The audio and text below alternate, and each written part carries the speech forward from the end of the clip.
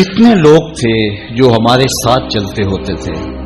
آپ ذرا اپنے ذہن پہ زور دیں. بچپن کے دوست، کلاس فیلوز، کاروباری ساتھی، گلی محلے کے لوگ، رشتہ دار، اعزا و اقربا، آباء و اجداد، اور کتنے لوگ آپ کے مخالفین، معاندین، یہ ساری فہرست ذہن میں لائیں تو ایک دم خیال پڑتا ہے فلاں بھی چلا گیا، فلاں بھی چلا گیا. کوئی سال کے بعد اچانک کوئی بات یاد آتی ہے تو یاد آ جاتا ہے، کوئی 6 ماہ کے بعد یاد آتا ہے.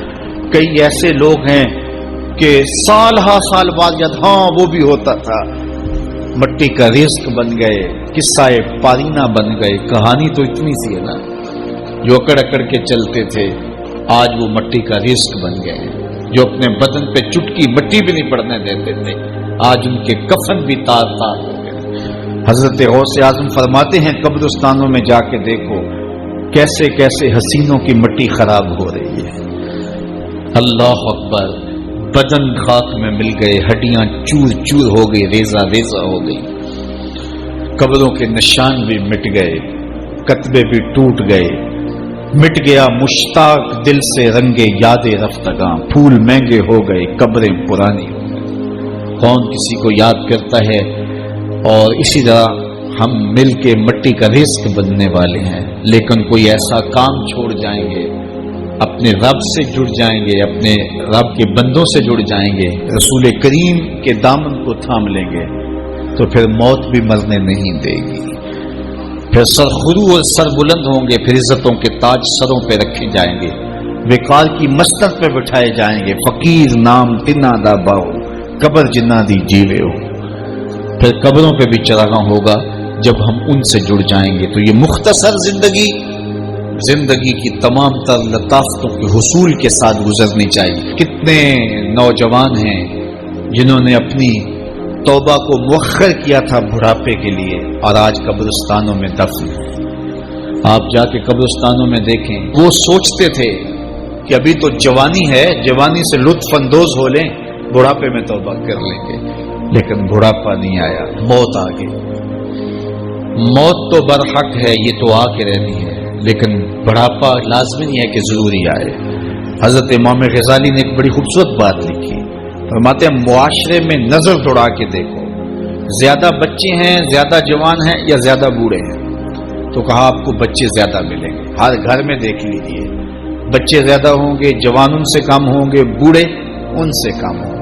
تو اگر بوڑھے تھوڑے ہیں، جوان زیادہ ہیں، تو غزالی فرماتے پھر بات سیدھی سیدھی ہے، بڑھاپے تک کوئی پہنچتا ہے، زیادہ جوانی میں چلے جاتے ہیں. اور کہا کہ اگر جوانوں سے بچے بھی زیادہ ہیں تو پھر اس کا مطلب بھی سیدھا سیدھا ہے کہ جوانی تک سارے نہیں پہنچتے، بہت بچپن میں چلے جاتے ہیں. غرہ کس پہ، ناز کس پہ، غرور کس پہ، تکبر کس پہ؟ تو یہ مختصر زندگی جو اللہ کی امانت ہے، اس کو اللہ کے نام پہ گزارو. جو بیت گئی وہ بیت گئی، وہ تو منہا ہو گئی زندگی سے. وہ مجھے رات سے کچھ لوگ میسج بھیج رہے ہیں، آپ کا پیدائش کا دن ہے، مبارک ہو، اللہ سب کو جزا دے. لیکن میں آج اپنی چھوٹی بیٹی کو بھی کہہ رہا تھا، وہ مجھے بولی کہ ابو آپ کو مبارک ہو. تو میں نے کہا کہ آپ ہاتھ اٹھا کے اللہ کی بارگاہ میں دعا کرو کہ اللہ آپ کے باپ کے 40 سال کے گناہ معاف کر دے. یہ تو زندگی گزر گئی ہے، 40 سال میرے ہاتھ سے نکل گئے ہیں. میں الٹا بھی لٹک جاؤں تو یہ میرے ہاتھ نہیں آ سکتے. اگر میں نے اچھے گزارے ہیں تو مجھے مبارک ہو اگر قبول ہو گئے ہیں، اور اگر اچھے نہیں گزرے تو مجھے توبہ کرنی چاہیے. زندگی کی کوتاہیوں سے توبہ کرنی چاہیے. ہم سمجھتے ہیں ہم بڑے ہو رہے ہیں، حقیقت میں ہم چھوٹے ہو رہے ہیں. ہم اپنی زندگی کے اہداف طے کریں، زندگی کے مقاصد طے کریں. ساری زندگی اس کے گرد سفر کرنی چاہیے. کئی لوگ ساری زندگی گزار دیتے ہیں، ان کو ساری زندگی راستے نہیں ملتا کہ جانا کدھر ہے. وہ کیوں؟ وَأَضَلُّ السَّبِيلَ. اللہ فرماتا وہ بھٹکے ہوئے مسافر ہوتے ہیں. اللہ سے راستہ مانگو، آہستہ چلو لیکن منزل کا تعین کر کے بڑھو. بڑھتے رہو، منزل تمہارا استقبال کرے گی. آج مشکل ہے تو کل آسانیاں ہوں گی. تو یہ زندگی تیزی کے ساتھ کٹ رہی ہے. لمحہ لمحہ میں اور آپ موت کے قریب ہو رہے ہیں. قبل اس سے کہ وہ وقت آئے کوئی حجت باقی نہ رہے، مجھے اور آپ کو اپنی آخرت کی تیاری کی کوشش کرنی چاہیے.